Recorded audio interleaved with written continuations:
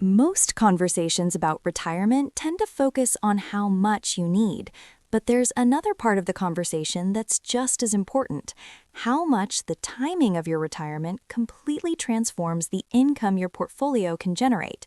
Hey guys, what's up? I'm Erin, and welcome back to the channel. Today, I'm going to walk through 4 real scenarios: someone retiring at 50 using Rule 72T, someone retiring at 55 using the Rule of 55, someone retiring at a more traditional 60, and someone retiring at 67, full retirement age, all using the same starting balance, the same contributions, the same portfolio, just different timing. And by the end, you'll see how timing sets the income you get for the rest of your life. Before we jump into the different retirement scenarios, I want to give you a quick overview of the portfolio we're going to be using as the baseline for this entire video. This investor keeps things simple, with 60% in the S&P 500, 30% in 10-year U.S. Treasuries, and 10% in gold. This mix is balanced, resilient, and historically very stable during major market shocks. And when you look at its performance from 2007 through 2024, a period that includes the Great Financial Crisis, a global pandemic, historic inflation, and the 2022 double bear market, it still delivers strong term compounding. Here's the full table of annual returns so you can see exactly how this portfolio behaved year by year. And as I said, this is the baseline portfolio we're going to be using for every example in this video. We'll assume that our investor is 50 in 2007, and at that point they have $500,000 in this portfolio. The reason I'm using that age is that by the time they get to 2024, I want to be able to say their full retirement age, or 67. Now let's look at what happens if our investor decides to step away from the workforce at age 50. Retiring early and attempting to access your traditional retirement accounts prior to retirement age of 59.5 normally triggers early penalties. However, there is a way around this with a very specific IRS rule called 72T. This allows you to touch those traditional accounts without any sort of early penalty. But there is a catch. You have to commit to a schedule called Substantially Equal Periodic Payments, or SEP. Here's what it means in plain English. If you follow this plan, you can take penalty-free withdrawals from your traditional account, but you have to use one of the 3 IRS-approved formulas. You can follow an RMD schedule, a annuitization schedule, or an amortization schedule. In this situation, we're going to use an RMD schedule. Once you start, you must continue for 5 years or until age 59.5, whichever is longer. If you attempt to change the schedule or stop taking your payments, the IRS introduces penalties. And it's not just a one-time penalty. They retroactively introduce penalties on every single withdrawal you previously took.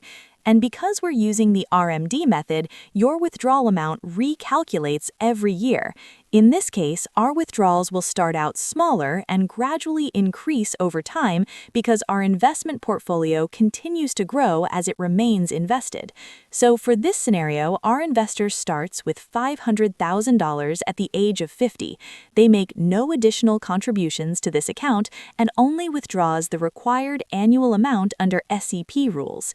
When it comes to the Rule of 72T, or SEP payments, it is very specific. You can only take that specified amount, no more, no less.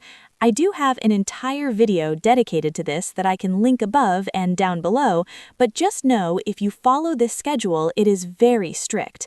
Here is the full schedule of withdrawals and portfolio balances from age 50 through age 58. What's important to notice is that even though they're withdrawing money every year, the portfolio still has room to grow because the withdrawals are relatively modest. By age 58, this investor ends with a balance of about $691,000, despite taking income from the account for nearly a decade. As you can see in our example here, the payments provided under 72T are quite modest, and in this situation, this retiree cannot adjust their withdrawals up or down because the schedule they are following is fixed by the IRS. If they attempt to change the schedule, they will face penalties. In most real-world situations, someone retiring at 50 with this type of portfolio would likely need other income sources. Maybe that's part-time income, maybe it's consulting work or side gig work. Maybe they have another account they could draw in, maybe that's a traditional brokerage account. But they would likely need to supplement this SEP schedule in order to meet all of their early retirement income needs.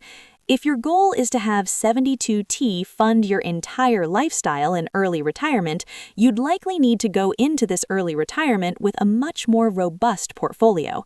Now, depending on the individual structure of your SEP plan, a retiree may or may not need to take a payment in the year they turn 59. In this situation, we're going to assume that that payment is not required, because once you hit the age of 59 and a half and you've met the 5-year or longer window following the SEP schedule, you no longer have to take withdrawals and you have unrestricted access to this account.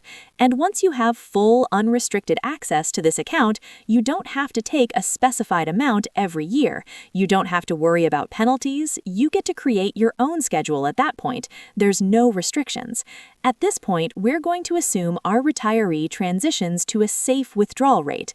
In this video, we're going to use 4.7%. Applying that rate to the portfolio balance of